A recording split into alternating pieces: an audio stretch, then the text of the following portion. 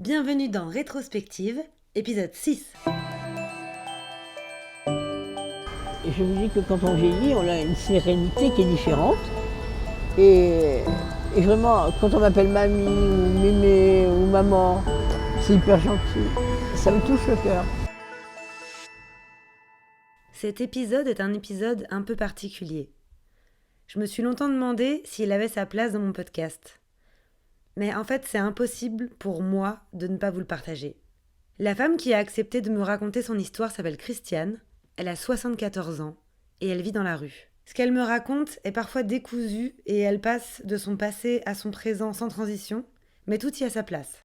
Vous allez y entendre son quotidien dans la rue, son passé en tant que femme trompée et sa réalité violente au jour le jour. Si parfois j'ai l'impression qu'elle a un regard parfaitement lucide sur la situation, j'ai compris qu'elle ne voulait pas me parler de certaines choses, comme par exemple ses enfants qu'elle aborde très brièvement. Par contre, elle insiste beaucoup sur des petits détails qui lui sont arrivés il y a 2 jours, il y a 3 jours. Comme si pour elle, tout ce qui comptait aujourd'hui, c'est son présent. Comme si en fait, elle n'avait pas vraiment envie de me parler de son passé. Et pourtant, je trouve qu'elle en parle vraiment avec une grande tendresse. Vous allez entendre les mots qu'elle emploie quand elle parle de son ex-mari, quand elle parle de sa sœur, ou même quand elle parle des passants dans la rue qui lui donnent des sous, qui lui donnent du temps, un sourire, et tous ces petits détails qui la font tenir et qui la rendent heureuse, elle les met en comparaison avec des choses graves qui lui arrivent au quotidien, qui seront peut-être difficiles à écouter pour certains d'entre vous. Donc si vous pensez que vous n'êtes pas capable d'entendre certaines choses, je vous invite à ne pas écouter cet épisode. Nous allons parler entre autres de rapports sexuels non consentis, de suicide et de drogue. J'ai rencontré Christiane dans la rue. Je marchais pour rentrer chez moi et elle est venue m'aborder pour me demander une petite pièce. Je sais pas pourquoi, elle m'a touchée. Les gens dans la rue qui te demandent des pièces à Paris et sur mon chemin, j'en croise tout le temps, tous les jours. Et en général, j'essaye de les aider du mieux que je peux. Mais là, avec cette femme, je sais pas, j'ai pas pu m'empêcher de lui parler, de lui poser des questions. Je lui ai offert un café à manger, on s'est assises et on a discuté un peu. Elle m'a raconté très brièvement sa vie. Elle me fait penser à ma grand-mère en fait, physiquement et même la façon dont elle parle. J'avais l'impression que je voyais ma grand-mère dans la rue, ça m'a complètement retournée, ça m'a vraiment secouée.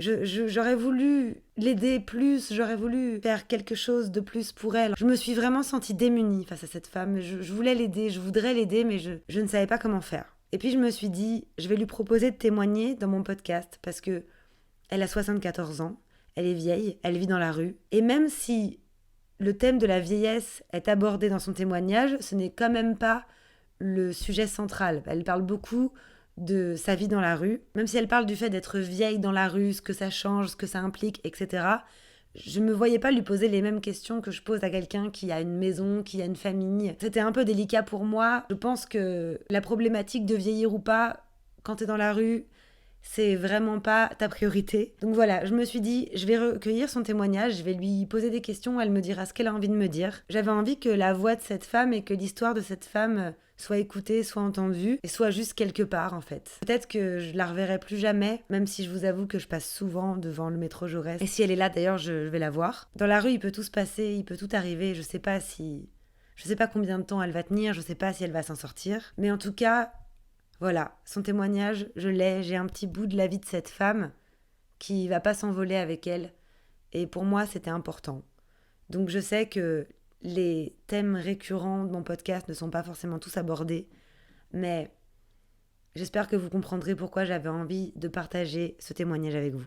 Je voulais aussi vous dire que je m'excuse d'avance pour les bruits désagréables que vous allez entendre. Il y avait énormément de bruit dans la rue ce jour-là, et Christiane était en train de manger ses petites biscottes. Donc ne faites pas trop attention à ça. J'espère que vous pourrez quand même apprécier son témoignage. Bonne écoute à tous. Donc je me présente, je m'appelle Christiane, j'ai 74 ans depuis le 31 mars dernier. Et malheureusement je vis à la rue, mais très prochainement j'aurai un appartement, donc je suis ravie. Voilà.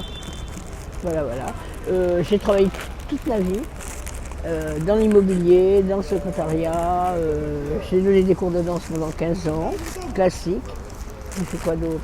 J'ai travaillé avec les enfants pour l'aide aux devoirs.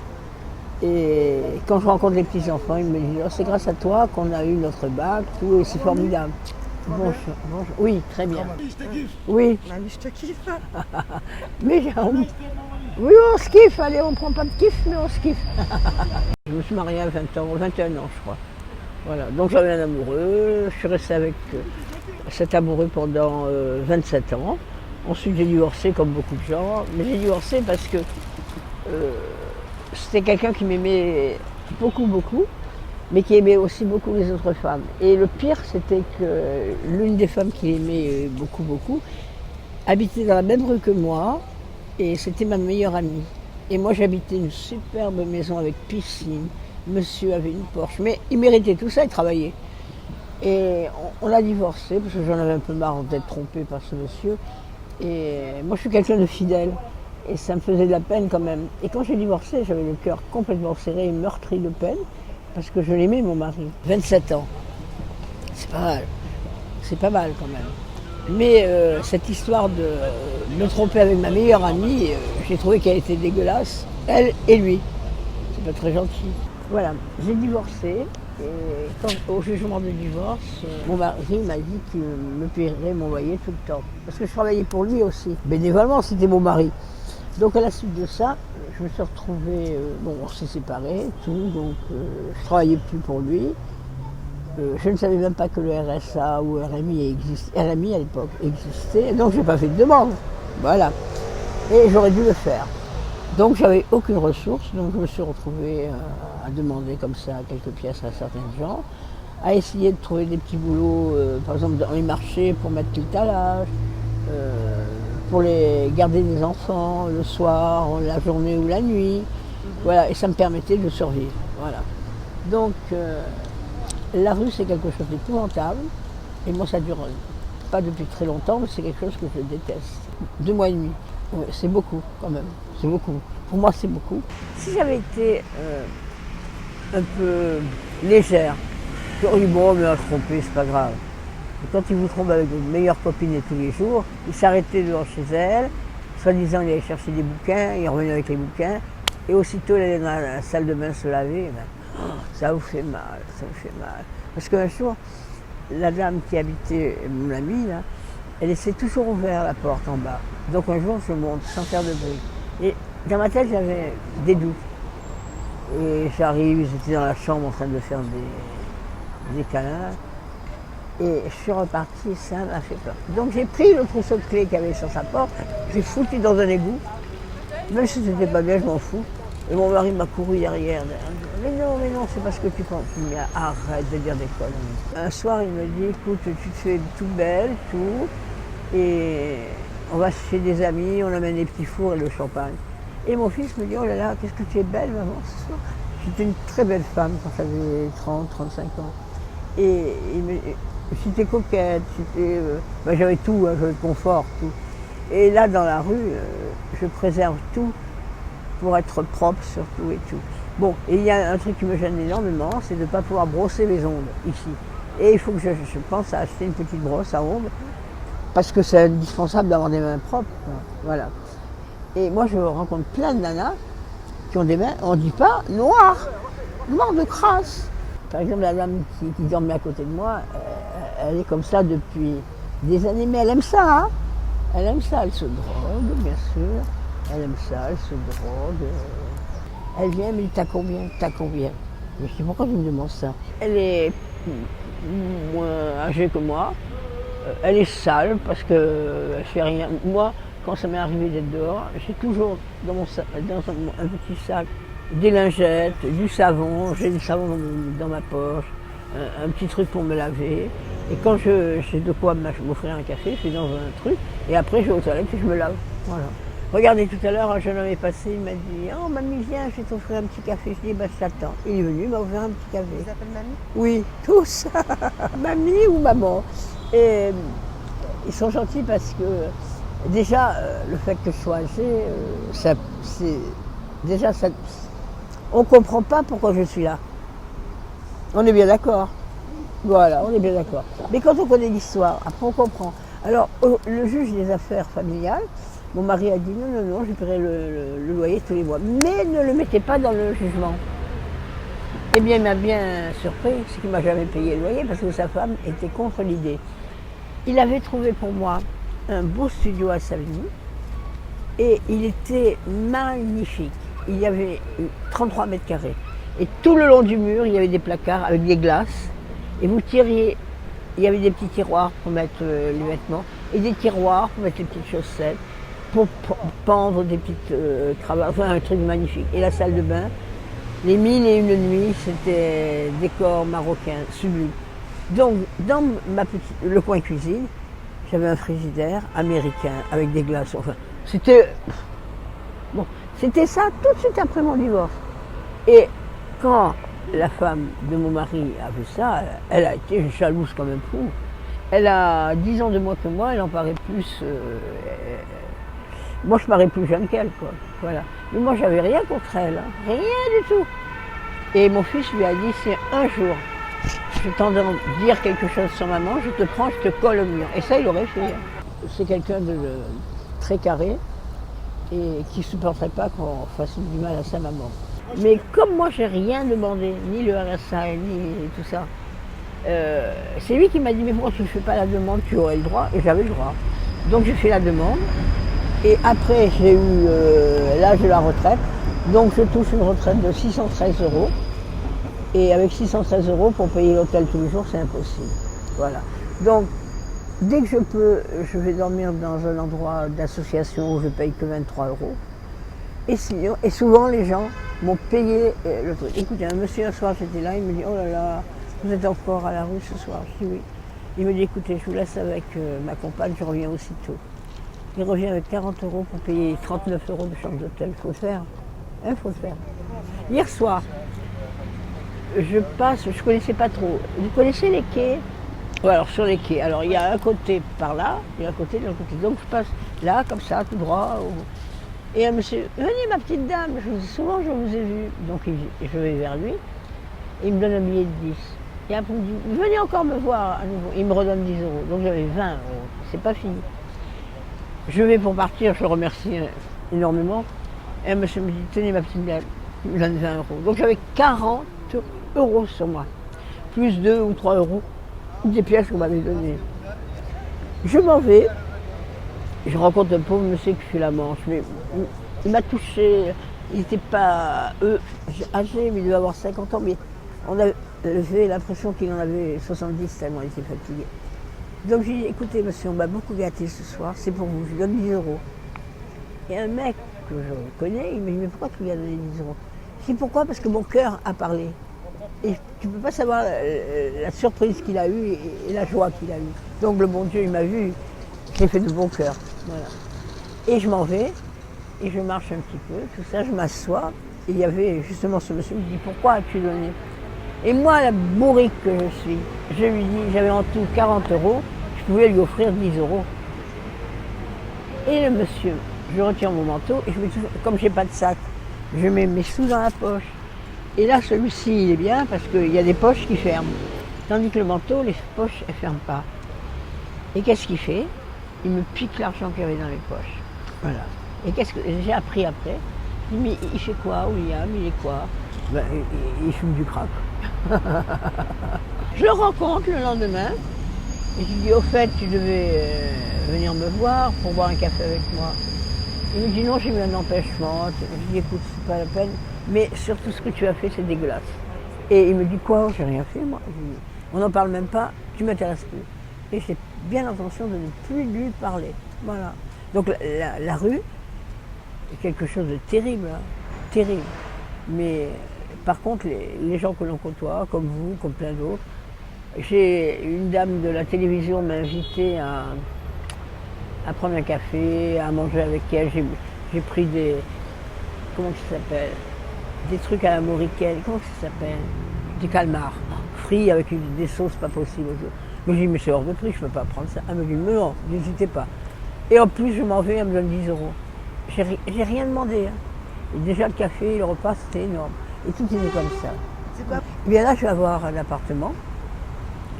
Donc, ici à Paris, j'y serai moi uniquement quand je viendrai garder les enfants, le soir, donc la nuit. Et puis, je vais m'occuper beaucoup plus de ma santé parce que là, je suis partie Dans mon sac, il y avait tous mes traitements. Alors, je suis diabétique, cardiaque, j'ai un stent et, et je suis très affaiblie parce que je fais de l'anémie, parce que je ne mange pas de viande rouge. J'aime pas la viande, mais je mange des fois du poulet et encore. Le poisson, c'est très bon, mais hors de prix. Et quand on est dehors, c'est pas évident de manger du poisson. À part le poisson pané, j'aime bien, voilà, avec un jus de citron, voilà. Et mes chevilles, ici, voilà, là, elles me font hyper mal, vous savez pourquoi? Parce que je souffre d'anémie. Et l'anémie, c'est les globules rouges que l'on n'a pas assez. Et à un moment donné, j'ai comme un vertige et je m'affale par terre, je tombe. Donc j'ai été amenée 2 fois à l'hôpital comme ça, parce que ma tension elle était hyper basse. J'avais 8 je sais pas quoi. Mon cœur il battait comme une folle.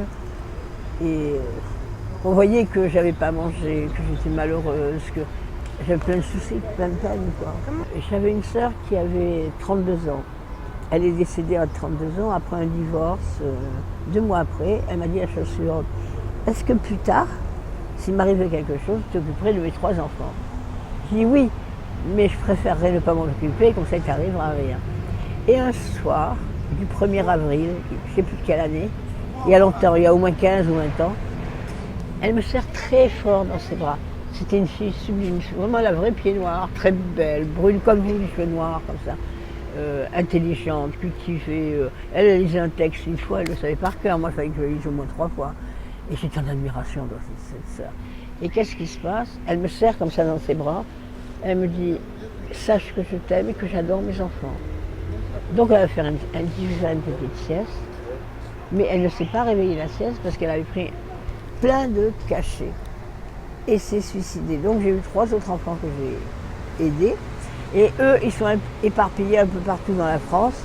Mais pour moi, c'est trop loin pour aller les voir. Mais j'ai des nouvelles, mais je ne leur raconte pas ce qui m'arrive. C'est pas peut-être par fierté, mais par réserve, je sais pas.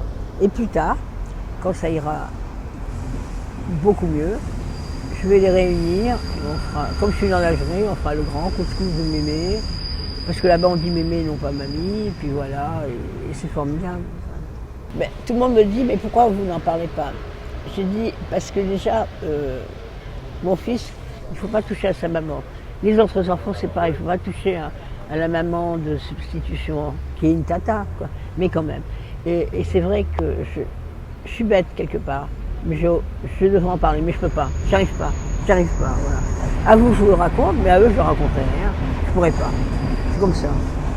Et les gens, quand le monsieur m'a dit ne bougez pas, je reviens, il m'a donné 40 euros, je lui ai dit demain je vous ramènerai la preuve que je suis allée à l'hôtel. Le lendemain, je suis allée à telle heure et j'avais la facture de l'hôtel. Il me dit qu'il ne fallait pas venir. Je ne pensais pas du tout à autre chose, quoi, voilà. Parce qu'il y a des gens qui demandent de l'argent pour boire, pour se droguer, puis voilà. Mais franchement, il n'y a rien à dire. Les gens qui me côtoient sont hyper adorables. Et il y a une dame qui m'a dit non, vous êtes bien dans le quartier, hein, parce que vous êtes quelqu'un de gentil et tout. Et je ne suis pas là depuis longtemps, hein, parce que déjà ils sont surpris de me voir. Ils sont surpris que ce soit moi qui demande. Et puis même mon vocabulaire est complètement différent de tous les gens. Parce qu'il y a des gens qui sont assez comme ça, et les gens y passent. Et là, c'est de la monnaie, c'est de la monnaie. Vous demandez comme ça de l'argent. Moi je dis, je vais vers eux, je dis bonjour, et est-ce que vous pourriez m'aider pour boire un café ou pour manger? Voilà. Et moi j'accepte la nourriture que les autres n'acceptent pas. Un monsieur un jour m'a dit, j'ai faim, je n'en peux plus. Je dis, bah, tenez, j'ai un sandwich dans mon sac, on vient de me l'offrir. Je l'offre. Ah, il me dit non, c'est de l'argent que... Mais vous êtes drogué. Pendant qu'elle me parle, Christiane, vous l'aurez remarqué, elle passe beaucoup d'un sujet à un autre, du présent au passé, etc. Et surtout, elle peut changer complètement de sujet en une fraction de seconde. Et au détour de conversation, elle a souvent changé de sujet pour me raconter des choses qui lui sont arrivées, des choses qui sont graves, et que j'ai voulu mettre un peu bout à bout. Les histoires que vous allez entendre à ce moment-là du podcast sont un peu violentes. Elle les raconte avec ses mots. Je m'excuse encore pour la qualité du son. C'était très bruyant dans la rue et le micro-cravate était un peu compliqué pour elle. Elle a eu du mal à ne pas oublier qu'elle avait un micro et le touchait beaucoup, mais j'ai pas voulu intervenir parce que je voulais que ça reste naturel et j'avais pas envie de l'arrêter dans son récit. Tout ça pour lui remettre un micro. Donc voilà, j'espère que ça ne vous dérangera pas et merci à tous. Déjà, tous les gens que je côtoie sont hyper gentils. Là, il y a des gens qui viennent me voir, ils me ramènent des petites choses. L'autre jour, une jeune fille m'a ramené des cookies qu'elle venait de faire, ils étaient tout chauds. Enfin, tout est comme ça. Une dame est venue hier soir, j'étais en train de parler avec un ami qui me voit depuis un an, et elle me dit, Madame, est-ce que je pourrais vous parler 2 minutes? Je dis, bien sûr. Elle me dit, l'autre jour, vous m'aviez demandé si je pouvais vous y avoir à manger, mais si vous préférez que je donne une petite... Mais je lui ai dit, écoutez, on m'a amené un petit sandwich, donc je vais le manger plus tard, parce que je ne suis pas une grosse mangeuse. Et par contre, j'aimerais bien boire un café, donc elle m'a donné 2 € pour un café. Et autour de moi, qui passe à nouveau, l'autre folle. Et qu'est-ce qu'elle fait? Elle me demande 1 €, je lui dis, je ne les ai pas pour toi. J'ai 2 € plus 2 € que m'a donné la dame, donc je vais m'acheter mes médicaments. Et en plus, garder 1 € pour un café. Et qu'est-ce qu'elle fait? Elle me dit, t'es une menteuse. Elle prend son poing et elle me donne un coup là, dans le dos. Et attendez, c'est pas fini. C'est que la douleur que j'ai dans le dos, elle est montée dans la tête. Donc toute la journée, j'ai dû prendre 3 Doliprane, 1000. Hein. Je n'en pouvais plus. Un soir, j'ai dormi juste devant un magasin sur la vue. Et j'étais seule. Et je me réveille le matin vers 7h, 6h30, 7h. Et je cherche mon petit sac rouge qu'une dame m'avait offert. Avec dedans des produits de beauté, du truc cool là, et du rouge à lèvres. J'adore tout ça. Et je me maquille pas beaucoup, mais j'adore le rouge à lèvres. Voilà. Et à la suite de ça, plus de sac. Et qu'est-ce qui se passe? Mon ami qui me voit passe devant l'endroit où elle dort, et par hasard, hein, et il lui dit, mais c'est le sac à Christiane, ça. Elle est venue me voler mon sac et mes 4,50 € que j'avais dedans. C'est pas une pourriture. Il m'arrivait un drame épouvantable et personne ne va y croire. J'étais en train de dormir, vous savez, en face du McDo. Il y a des grilles qui chauffent. Donc je mets un duvet là-dessus et je dors. Et à côté, il y a une dame qui est là depuis des années, une dame de la rue. Moi, c'est pas le cas. Donc je m'assois à côté d'elle, je dors. Et dans la nuit, j'avais dit à un ami, si jamais tu ne me vois pas devant le café où je m'avais vu, je serai là. Donc dans la nuit, entre guillemets, mon ami arrive. Et puis gentiment, il me fait des petites caresses gentilles comme tout. Parce que c'est quelqu'un de gentil, délicat et très respectueux. Il m'a vouvoyé pendant 1 an. Voilà, un garçon de 37 ans, mais c'est un ami. Et à la suite de ça, je dis, oh là là, mais comme tu peux être violent dans ses gestes et tout ça. Et je me retourne, c'était un Chinois qui était prêt à me violer. Voilà, mais il a dû faire quelque chose, mais je n'en suis pas aperçue puisque je dormais. Voilà, donc j'ai déposé une plainte, je suis allée ensuite à l'hôpital, on m'a examiné, les résultats, j'ai aucune séquelle, j'ai pas d'infection, c'est rien. Parce que je ne sais pas ce qu'il a fait. Hein. Est-ce qu'il est vraiment, il m'a pénétré ou pas? Je ne le sais pas. Voilà. Et c'est quelque chose d'épouvantable. Je ne le souhaite à personne parce que mon cœur était meurtri de peine. Voilà. Ce que je dis aux gens qui sont bien dans la vie, qui préservent ce bien-être, c'est énorme. Ça n'a pas de prix. Parce que quand je me suis retrouvée comme ça, l'autre jour je marchais comme ça, je traversais un truc, et je me dis, mais qu'est-ce que tu fais là? Mais ce n'est pas ta place. Il faut essayer d'avoir une droiture énorme et ne pas se laisser... Moi, bon, le mec là qui m'a dit, viens avec moi dans les toilettes. Je regarde, les toilettes, et pourquoi faire? Ben, pourquoi faire? Hein? Et c'est un mec qui devait avoir 40 ans, hein, c'est tout. Ça ne m'intéresse pas du tout. Il dit, oui, mais je te donnerai 20 €. Je dis, mais tes 20 €, je les garde. Il dit, tu sais, je préfère crever la dalle, être mal et dormir dehors, que d'avoir affaire à toi. Et le mec, il me dit, j'ai tout ce qu'il faut. Et il me montre un petit paquet tout petit, comme ça, blanc. Je dis, qu'est-ce que c'est ça, c'est décaché? Il m'a dit, tu connais pas? C'était du crack. Donc, moi, j'aurais pu dire pourquoi pas, et me lancer là-dedans. Voilà, on est d'accord. Voilà. Si vous avez envie de faire une connerie, faites-la, mais vous l'assumez. Voilà. Parce que moi, des conneries, je pouvais en faire tous les jours. Hein. Si je voulais, je pouvais me droguer tous les jours. Ça ne m'intéresse pas. Vous savez, les années 68, c'était la libération des sexes et tout ça. Mais ça ne m'a jamais intéressé. Moi, je suis une femme fidèle. Donc, voilà, c'est important, c'est très important. Et j'aurais pu, comme tout le monde, aller vers des dérives, comme avant, tout le monde prenait de la cocaïne. Bon, j'aurais pu le faire également, mais ça ne m'a pas intéressé.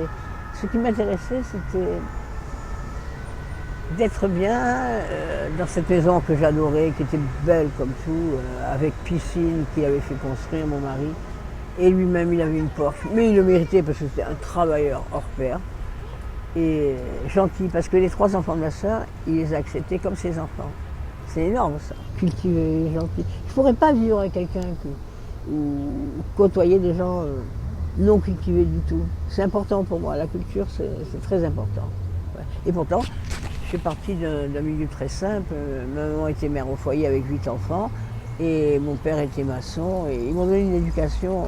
C'est pour ça que je me dis, ils sont morts maintenant, mais s'ils étaient là, ils seraient... D'abord, ça n'arriverait pas, ça. Ben voilà. Mais ils seraient dégoûtés de ce qui m'arrive, quoi. Et malheureux, les pauvres. Ouais. Mais s'ils avaient été là, j'aurais rien dit également. J'aurais pas pu. Comment pouvez-vous dire à une maman ou à un papa ce qui vous arrive? Ma retraite, elle sera de 613 €. Que j'ai ouvert un compte et il fallait une adresse, donc j'ai eu l'adresse du monsieur là de 37 ans qui est adorable. Et j'ai marqué chez Monsieur Temps. Et donc je veux avoir mon compte, ma retraite sera virée, alors qu'avant il fallait que j'aille à la poste, toucher un mandat lettre. Et comme on m'a volé tous mes papiers, je n'ai plus de pièce d'identité, je suis dans l'Algérie de parents espagnols. Mais je suis en train de les refaire et ça demande au moins 6 mois. C'est pire que si on était algérien, je vous assure. C'est terrible. Bon, alors, je vais m'en sortir parce que déjà le bien-être d'un petit appartement, tout ça c'est énorme. L'entourage des gens que je connais et que j'aime, dont ce jeune homme adorable, avec sa sœur adorable. Et voilà, ça va aller, ça va aller. Par exemple, quand j'ai besoin de me laver et tout, ça c'est quotidien, je vais prendre une douche dans une association. Sinon, quand l'association est fermée, je fais tout pour avoir presque 2 € pour prendre un café à l'intérieur du café. Je vais aux toilettes, j'ai un petit savon tout petit, de quoi me laver, de quoi me changer. Et même mes vêtements, quand je suis dans des toilettes comme ça, je les lave avec le petit savon. Comme ça, le lendemain, ils sont propres. Ça sèche très vite en plus. Voilà. Et vous faites quoi dans la vie? Et je vous dis que quand on vieillit, on a une sérénité qui est différente. Et vraiment, quand on m'appelle mamie ou mémé ou maman, c'est hyper gentil. Ça me touche le cœur. Parce que vous croyez qu'un monsieur aurait été à la carte bleue et retiré 40 € pour une dame de 18 ans dans la rue? Je crois pas. Voilà. Vous croyez que le monsieur me redonnait 2 fois 10 € et l'autre 20 €? Et là, j'étais là devant la boulangerie, un monsieur passe, il me dit « Alors comment allez-vous aujourd'hui ?» Je lui dis « Ça va ». Je lui dis « Il fait pas froid, il fait beau, il pleut pas, ça va ». Il me dit « Vous avez l'air bien ce matin ». Et j'étais reposée parce que j'avais bien dormi dans un petit endroit tranquille. Et à la suite de ça, il vient, il me donne un billet de 10. C'est énorme. Voilà, merci, je vais pouvoir manger 3 jours. Il revient 2 minutes après, il dit « Tenez un deuxième parce que 3 c'est passé, ça fera 6 ».